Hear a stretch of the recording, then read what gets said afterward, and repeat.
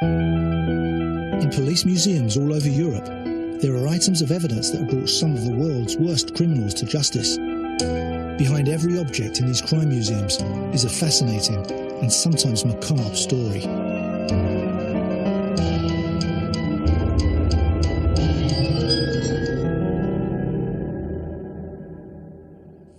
In today's murder investigations, police use the latest technology to track down and arrest criminals.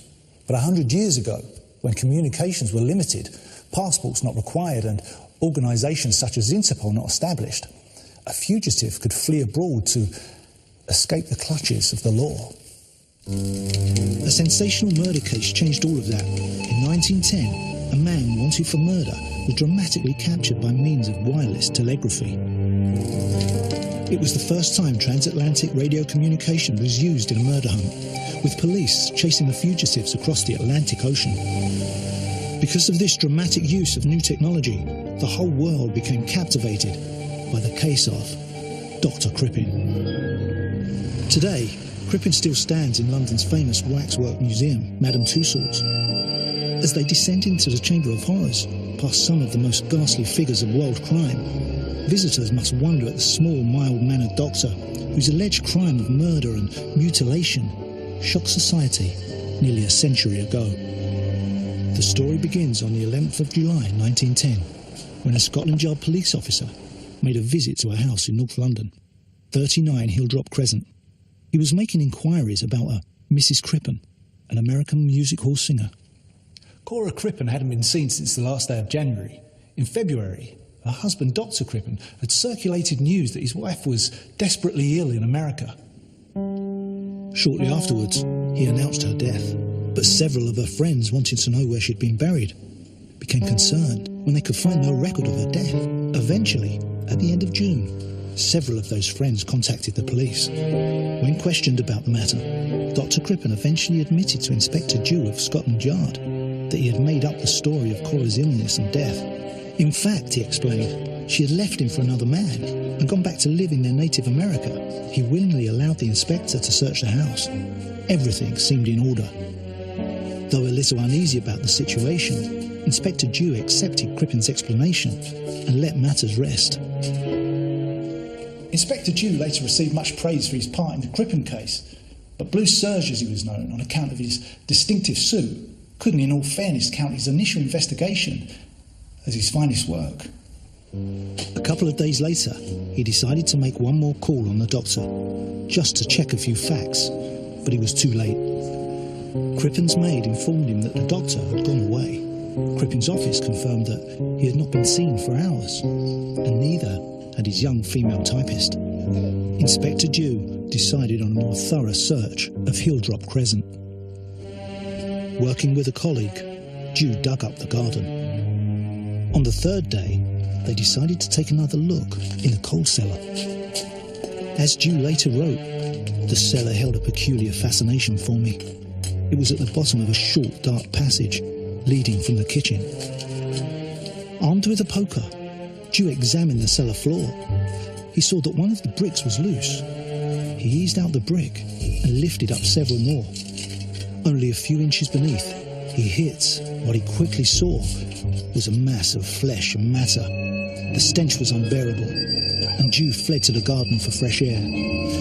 At that moment, Dew knew that the ghastly mess could well be the mortal remains of Mrs. Crippen. The pathologist identified human organs, liver, spleen, heart and kidney, and flesh, which had been filleted from the bones. The skeleton had been completely removed, which suggested that a person with knowledge of medicine had been responsible for an anatomical dissection. Parts of the body which would have indicated the sex were missing, and the head was also not present. But tufts of blonde hair, dark at the roots, some still clasped by metal hair curlers, were found. Cora Crippen, though a brunette, had for some time been dyeing her hair blonde. A warrant was issued for the arrest of Crippen and his female companion, his secretary and mistress, Ethel Leneve. Descriptions and pictures of Crippen and Leneve were seen throughout the country. The story was front-page news, and the public's imagination was caught by the heady mix of the gruesome cellar discovery and the affair between Crippen and a much younger woman. The police extended the search around the world. There were dozens of sightings of the couple. One man, thought to be Crippen, narrowly escaped a lynching by an excited crowd. But nearly 2 weeks later, there was still no convincing sighting of them. Then late one evening, Inspector Dew was handed a telegram that would dramatically alter the course of the investigation.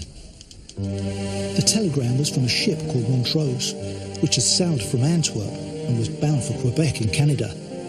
Amongst the passengers were a father and son, both called John Robinson. After 2 days at sea, the ship's captain, Henry Kendall, became struck by the likeness of the Robinsons to the newspaper photos of the Cellar murder fugitive and his friend. He also noticed that the father and his very attractive son would hold hands and gaze at each other.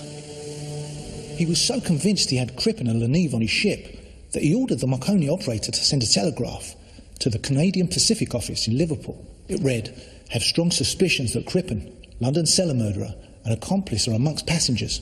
Moustache taken off, growing beard, accomplice dressed as a boy. Voice, manner and build, undoubtedly a girl." Everyone involved was sworn to secrecy, but somehow the papers got hold of it.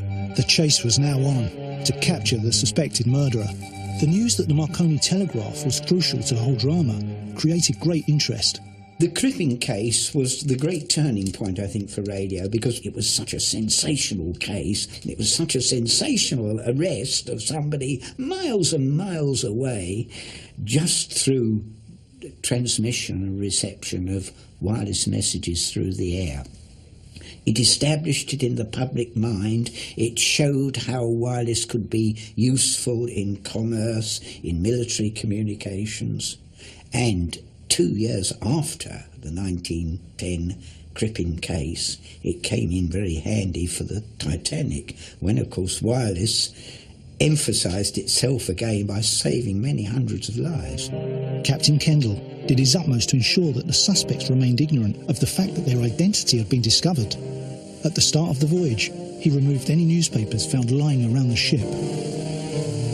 He was fully aware of the intense media interest in the situation, and again, using the wireless telegraph, he agreed terms with the British and North American newspapers and supplied them with daily reports on the Robinsons. They spent a lot of time reading, or pretending to read. It was noticed that Crippen had a habit of stroking his growing beard. The captain noticed that they both had hearty appetites. He also wrote about the marked attention that Crippen paid his so-called son, and the endearing looks the boy gave him in return. Kendall even managed to take a secret photograph of the couple.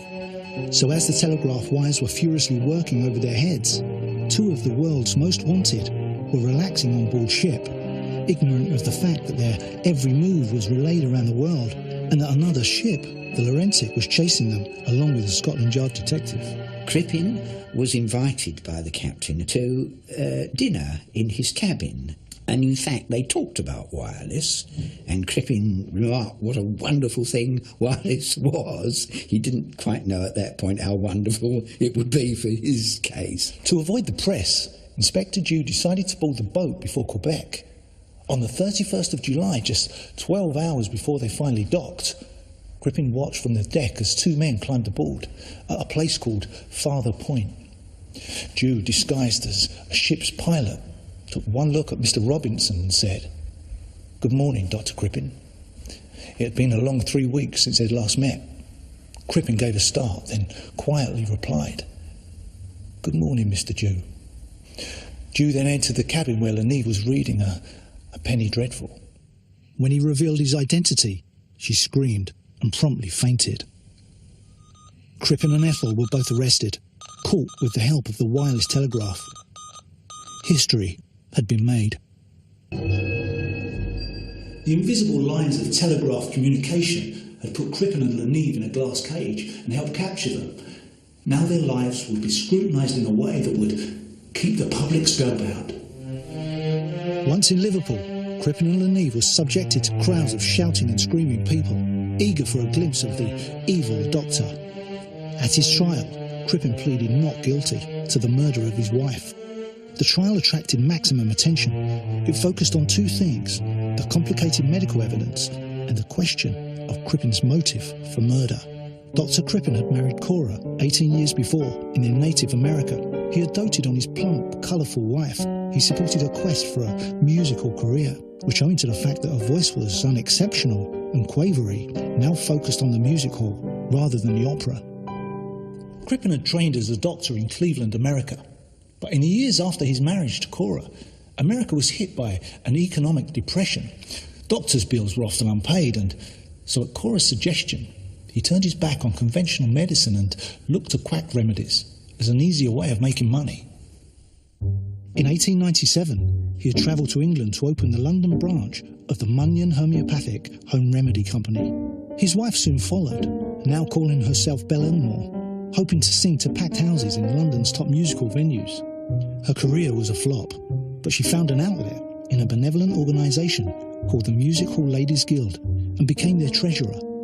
Accounts of the Crippens remark on his support of the demanding, difficult Cora and his outward devotion to her. To keep up with her demand for expensive clothes and jewellery, Crippen supplemented his salary by acting as a consultant to several other companies, which offered dubious medical cures.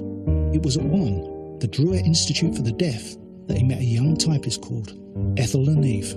She was the exact opposite of Mrs. Crippen. By 1905, Ethel was the doctor's mistress. He took refuge with his lady typewriter, Ethel, who was a much quieter, I think, submissive person. The Crippens' marriage was unravelling at the seams. While Crippen was out at work, Cora often entertained gentlemen callers.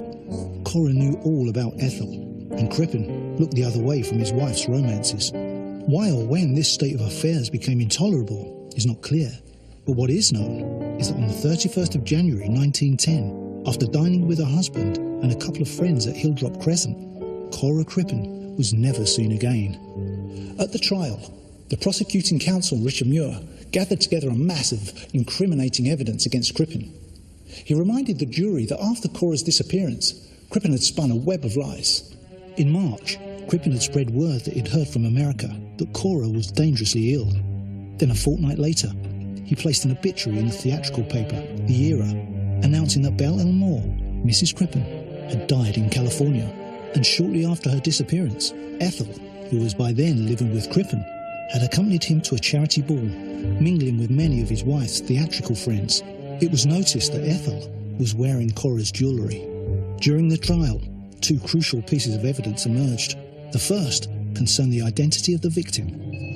Found amongst the remains in the cellar had been a small piece of skin bearing the trace of a scar. With a theatricality that characterised the whole proceedings, the piece of flesh was passed around the court on a soup plate. The scar was controversially identified as being identical to the one Cora Crippen had on her stomach. The second crucial finding was the result of the chemical analysis of the remains, which revealed the presence of a narcotic, hyoscine. Hyoscine isn't really a poison. I think perhaps a lot of people think it is, but it's really a very harmless drug, and in fact is available over the counter today in any pharmacy. It's the component of trouble sickness pills because it's a muscle relaxant. The reason why Crippen came to grief on it was that he ordered so much of it. He ordered 5 grains from a chemist in London that January, and really the therapeutic dose is 100th to 200th of a grain. Half a grain's a lethal dose. To order 5 grains, well, it probably cleaned the chemist out, and I would think would immediately be suspicious. Crippen couldn't account for the fact that all the hyoscine was now missing from his office. It's said that he had read the books of the American toxicologist Rudolph August Witthaus, and he confirmed that it was undetectable in the body, but also said 2 very interesting things, that there's usually no pain, and if the victim should recover, usually has no memory of the events while under the influence of the poison, which is the ideal. It was the ideal poison for the wife murderer. If Crippen believed he had found the perfect drug to rid himself of his wife, he was wrong. Technology had advanced. By 1910, it was possible to detect hyoscine scientifically. The body had been filleted. Where had all the bones gone? A neighbour whose garden backed onto the Crippens recalled a huge bonfire that burned in Crippen's garden for several days, and a dustman remembered that he had collected a great deal of white ash. The prosecution suggested that these were the remains of Cora Crippen's bones. Once the gory remains had been removed from their makeshift grave, amongst them a man's pyjama jacket was found, still bearing the maker's label. The pyjama label said Jones Brothers Holloway Limited, and Crippen's defence, poor though it was that a previous tenant of the house must have murdered his wife and buried her in the cellar, and it was nothing to do with him. And he'd taken the tenancy over in 1905. Unfortunately for him, the buyer at Jones Brothers was called into court, and it was shown that it became a limited company in 1906. So that was really the clincher. Crippen had the misfortune to have engaged a solicitor whose only interest in the case was to make money. He never mounted a credible defence. After only 5 days, Dr. Crippen was sentenced to death. Crippen had emerged from the obscurity of the London suburbs to become one of the most infamous figures of his day. Yet all who met him, even Inspector Dew, described him as a most unlikely murderer. But love, one that had soured and one that was deep and fresh, was at the heart of this crime passionnel. Crippen showed no emotion when his wife was mentioned. It was Ethel and Eve who occupied all his thoughts. He went out of his way to deflect any blame from her, and just 4 days after he was found guilty, she was acquitted of being an accessory to the crime. And it's Ethel who provides the most intriguing element to the story. Her cross-dressing role in the saga had captured the general public's imagination, and despite being shy and demure, she actually posed in her boy's outfit for a national newspaper. However, on the day of Crippen's execution, Ethel sailed the Atlantic once more, settling in Toronto. A couple of years later, now calling herself Ethel Harvey, Crippen's middle name, she returned to England. Eventually, she married Stanley Smith, a bookkeeper. Ethel died in 1967, but had a son, Bob Smith. And first thing I thought, well, if this is true, surely one of us would have heard somewhere about it. In 75 years, it's an impossibility. She never said a word. All I knew that she'd been to Canada. But why? Ethel was always good at keeping secrets. The most enduring legacy from the case is the telegraph. In terms of extending communications in pursuit of criminals, it was the start of international policing. Today, it's the internet that's at the forefront of police communications. In 1998, DCI Barry Howe was commended for being the first officer to catch a criminal with the help of the internet. The commendation recalled the Crippen case and showed the links in terms of policing from 1910 to the present day. I went to look at his address, which is now demolished in Camden Town, and I asked the taxi driver how many people he thought Crippen had killed, and he was convinced he was a mass murderer, and yet he just had murdered his wife. A commonplace little crime. The recent discovery of new DNA evidence now suggests that the remains that were found may not even be those of Cora. And so the speculation regarding one of the Crime Museum's most notorious cases continues. But whatever the true facts are, as Dr. Hawley Harvey Crippen and countless criminals after him have found, no matter how far a fugitive flees, he's never completely beyond the long arm of the law.